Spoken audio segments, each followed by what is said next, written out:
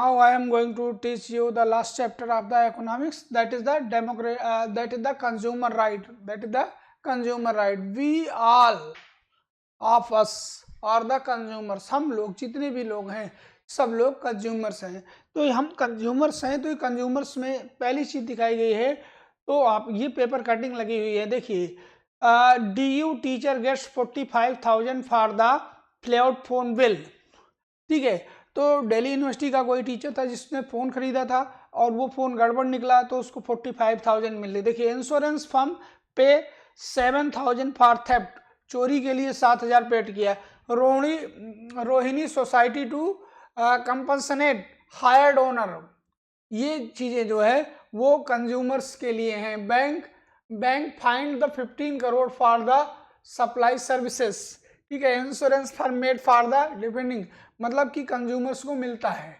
तो ये consumers in the market place. सबसे पहले देखते हैं बेटा, be all are the consumer. तो by the consumer we can see that there is a lot of exploitation in the market place. हर तरह का, from the barely early morning whenever you are get up from the bed. जैसे उठते हो दूध वाला आता है आपके घर पे, बेल डोर बेल बजाया, दूध. तो जो दूध आप ले रहे हो, यू नो दैट कि आपने देखा, जानते हैं कि वो दूध में पानी मिला के आपको दे रहा है. पहली घटना. दूसरी, ग्रोसरी शॉप पे आप गए, दाल खरीद रहे हो, तो दाल खरीद रहे हो आप अरहर की 180 रुपये किलो, लेकिन आप देख रहे हो उसमें छोटे छोटे कंकड़ मिल रहे हैं, छोटे छोटे दूसरी दाल के टुकड़े मिल रहे हैं. तो अगर इस तरह से अगर मिलावट करता है कोई, तो अगर 100 किलो दाल है उसमें 5 किलो कंकड़ मिला दिया, 180 रुपये केजी के हिसाब से दाल है. ठीक है. तो इसका 50, 5 8 जा 40, कैरी 4, 5 1 जा 5 4, 900 हुई 5 किलो की. ठीक है. और 100 किलो की कितना हो जाएगी, तो इसको अगर 100 से मल्टीप्लाई कर दोगे तो ये हो जाएगा 8,000. 180, ये 18,000 रुपये की है दाल. अब इसमें 5 किलो कंकड़ डाल दिया, तो 5 किलो कंकड़ डाल दिया, तो इसमें ये 900 रुपये तो सीधे बच गई. 900 रुपये तो यहाँ सीधे बिच गई. और उस कंकड़ को किसके रेट में बेच दिया, 180 को 9 दूना 1800 रुपये, इसको सीधे सीधे लाभ हो गया. तो इस तरह से हर जगह, हर प्लेस पे कोई ना कोई, कहीं कहीं आप देखते हैं कि दुकानदार घटतौली करते हैं. कोई सामान तौल रहे हैं तो नीचे से कुछ लगाए हैं, या बर्तन को आप तेल लेने जा रहे हैं तो उसको सिकोड़ के रखे हैं, पेट्रोल पंप पे तेल ले रहे हैं. हर जगह there is exploitation of the consumer in each and every place of the market. हर जगह कंज्यूमर का एक्सप्लॉयटेशन होता है. तो इस एक्सप्लॉयटेशन से बचने के लिए कंज्यूमर्स ने क्या किया, एक मूवमेंट चलाया 1960 के डिकेड में. और वो मूवमेंट क्या था कि किसी एक पर्सन ने नहीं चलाया, मूवमेंट को किसी एक पर्सन ने नहीं चलाया, ना ही कोई लीडर था, क्योंकि सब लोग परेशान थे. तो सब लोगों ने मिल करके एक मूवमेंट चलाया ताकि गवर्नमेंट की आंखें जो है इधर खुल सके, गवर्नमेंट इधर देख सके, कंज्यूमर अवेयरनेस की तरफ देख सके. तो लोगों ने एक स्लोगन दिया, जगह जगह होल्डिंग्स लगाई कि यहाँ कंज्यूमर का एक्सप्लॉयटेशन हो रहा है. और एक स्लोगन दिया, जागो ग्राहक जागो, जागो ग्राहक जागो का स्लोगन दिया गया. तो जब इस मूवमेंट मास मोबिलाइजेशन हो गया तो गवर्नमेंट पे अटेंशन, गवर्नमेंट ने इस पे ध्यान दिया. तो जब गवर्नमेंट ने इस पे ध्यान दिया 1960-70 की दशक में, तो गवर्नमेंट ने क्या किया कि लॉ बना दिया, कंज्यूमर राइट्स बना दिया. कि कंज्यूमर राइट्स क्या होते हैं, तो कंज्यूमर राइट्स में 2 चीज़ दिखाया है. एक रिजवी की दिखाया है कि कैसे रिजवी एक लड़का था और वो किसी चीज़ से ग्रस्त था, किसी बीमारी से ग्रस्त था. तो उसको हॉस्पिटल ले गए, तो डॉक्टर ने बिना जाने ही कैसा इंजेक्शन उसके स्पाइनल कॉर्ड में दे दिया कि वो हमेशा के लिए हैंडीकैप्ड हो गया, हमेशा के लिए हैंडीकैप्ड हो गया. लेकिन राजीव के फादर पढ़े लिखे थे, उन्होंने सारे डॉक्यूमेंट्स जितने भी पर्चे थे सब रखे थे, उसको ले जा करके कंज्यूमर काउंसिल में लगाया. तो कंज्यूमर काउंसिल ने जब चेक किया तो पता चला कि हाई डोज एनेस्थीसिया इस बच्चे को दी गई थी. हाई डोज एनेस्थीसिया की वजह से बच्चा हैंडीकैप्ड हो गया. तो उनको पूरे के पूरे इस बच्चे की लाइफ में क्या होता वो पूरा कंज्यूमर कोर्ट ने इनको दिलवाया रिजवी की कंडीशन से. Now information about goods and services. तो सम अधिकार है, सम राइट्स हैं पहला है right to be inform. Consumers right में पहला जो राइट होता है वो है राइट टू बी इन्फॉर्म, मतलब it is the duty of the shopkeeper as well as the company in which the goods are manufactured. ये दोनों का जिम्मेदारी है कि वो जो गुड्स बना हुआ है उसकी जनरल इंफॉर्मेशन उसके पैकेट पे लिखें, या अगर कंज्यूमर पढ़ने में अवेयर नहीं है, पढ़ नहीं सकता, इलिटरेट है, तो वो क्या करें, उसको जो है कंज्यूमर को बताएं, राइट टू बी। और अगर कंज्यूमर चाहता है तो उसके बारे में सारी सूचनाएं एकत्रित करें। हर डिब्बे पे देखोगे, दवा के डिब्बे पे एक्सपायरी डेट से लेकर के एमआरपी तक, वहाँ पे मैन्युफैक्चर डेट तक लिखी रहती है, बैच नंबर तक लिखी रहती है। अगर ऐसा नहीं लिखा रहेगा तो वो कैंसिल कर दिया जाएगा, ठीक है। इसके अलावा एक और भी है, आरटीई मिला हुआ है, right to information. Right to information के जरिए आप किसी भी फर्म से किसी भी चीज़ की कोई भी इंफॉर्मेशन निकलवा सकते हैं, ठीक है। 10 रुपए की एक नोट लगा के एक एप्लीकेशन लिख के कंपनी के मैनेजर के पास डालिए, जो इन्फॉर्मेशन, लीगल इन्फॉर्मेशन, उसकी कोई सीक्रेट इन्फॉर्मेशन नहीं, लीगल इन्फॉर्मेशन जो आप जानना चाहेंगे वो आपको मिल जाएगी। ये होती है RTE.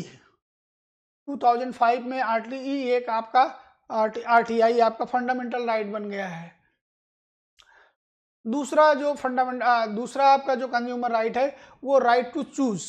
If you go to the market, आप बाजार में गए हैं तो आप बाजार से जो इच्छा हो वो सामान खरीदें।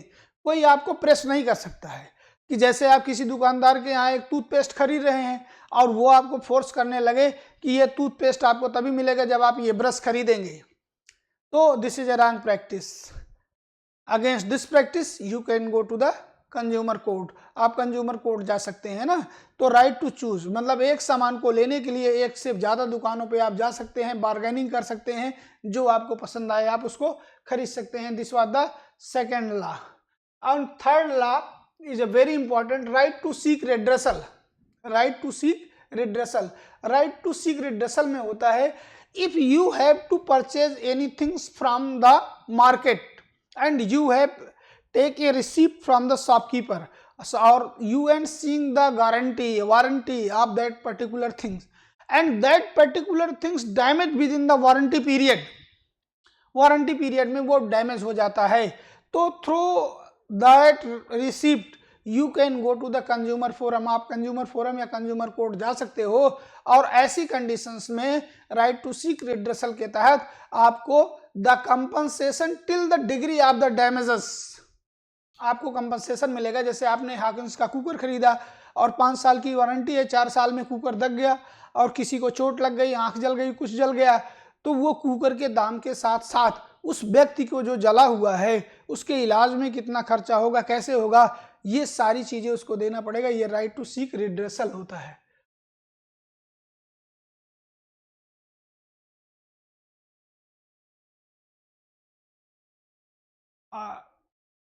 ये है right to represent. Right to represent क्या मतलब होता है कि lastly you will go to the court. और ये कोर्ट होता कैसे है बेटा, देखो ये क्वासी जुडिशियल होता है, ये क्वासी जुडिशियल होता है अंडर द कोपरा 1986। कोपरा ये नियम बनाया है, कोपरा 1986, इसके तहत ये बना हुआ है काउंसिल, ठीक है। और इसमें होता है ईच एंड एवरी डिस्ट्रिक्ट, ये हर डिस्ट्रिक्ट में होता है कोपरा। और डिस्ट्रिक्ट ये 3 तरह का होता है, क्वासी जुडिशियल होता है, the district level authority called the district consumer dispute redressal commission deals with the case involving the 1 crore, ठीक है। ये अगर होता है तो 1 करोड़ से अंदर रहती है तो ये जो है डिस्ट्रिक्ट लेवल पे होता है, और अगर 1 करोड़ से ज़्यादा होती है तो ये स्टेट लेवल पे होता है। 1 करोड़ से 10 करोड़ तक ये स्टेट लेवल पे होता है, और अगर 10 करोड़ से ज़्यादा का नुकसान किसी को होता है तब ये जो है नेशनल लेवल पे होता है। माने 1 रुपये से 1 करोड़ रुपए तक का किसी का नुकसान होता है तो वो डिस्ट्रिक्ट लेवल पे होगा, डिस्ट्रिक्ट लेवल का कंज्यूमर कोर्ट उसको हैंडल करेगा। और 1 करोड़ से 10 करोड़ तक का अगर किसी का नुकसान होता है तो वो स्टेट लेवल पे होगा, स्टेट गवर्नमेंट का जो है ये कंज्यूमर फोरम वो करेगा। और अगर किसी को 10 करोड़ से ज़्यादा हो रहा है तो वो नेशनल उस पर करेगा। तो ये उसको राइट्स मिले हुए हैं, कंज्यूमर्स को राइट्स मिले हुए हैं। इस राइट्स के जरिए कंज्यूमर कोपरा 1986 के जरिए अपना जो एक्सप्लॉटेशन है उस एक्सप्लॉटेशन को बचा सकता है। इसके अलावा गवर्नमेंट ने कुछ सिंबल्स इशू किए हैं, जैसे देखिए ISI and the egg mark. ISI mark जो है वो जितनी भी मेटेलिक चीज़ें हैं उन पे आपको मिलेगा, एग मार्क जितनी एडिबल चीज़ें हैं उस पे मिलेगा, हॉल मार्क्स आपको मिलेगा गोल्ड पे, ठीक है। इस तरह से कई मार्क्स होते हैं। एग मार्क जो खाने वाली चीज़ें, अगर उस पर एग मार्क लिखा है this means that is certified by the government. अगर कोई मेटेलिक चीज़ ले रहे हैं, वुडन चीज़ ले रहे हैं, उस पर ISI मार्क बना है, this means this is certified by the government. ISO certification है, means this is certified by the internationally, ठीक है। EMS सर्टिफिकेट है, इसका मतलब इन्वायरमेंटली इको फ्रेंडली है। तो इस तरह के और ये आपका हॉल मार्क बना हुआ, तो आप समझ लीजिए कि जो है हॉल मार्क बना है तो गोल्ड जो है नेशनल रूप से उसकी वैल्यू जो है वो हर जगह सेम रहेगी, ठीक है। Taking the consumer movement forward, उसको फॉरवर्ड करने के लिए क्या करेंगे, अपने और अपने पड़ोसियों को उसके बारे में अवेयर कराएंगे, द कंज्यूमर राइट्स को अवेयर कराएंगे, उसको spread out, to spread out the knowledge of the consumer forum, consumer court, Cochrane 1986 and that rules that I have told you. Thanks guys, your economics has been ended.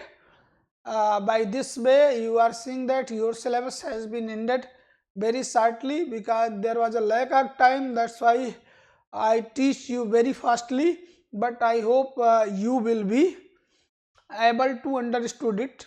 Thanks guys.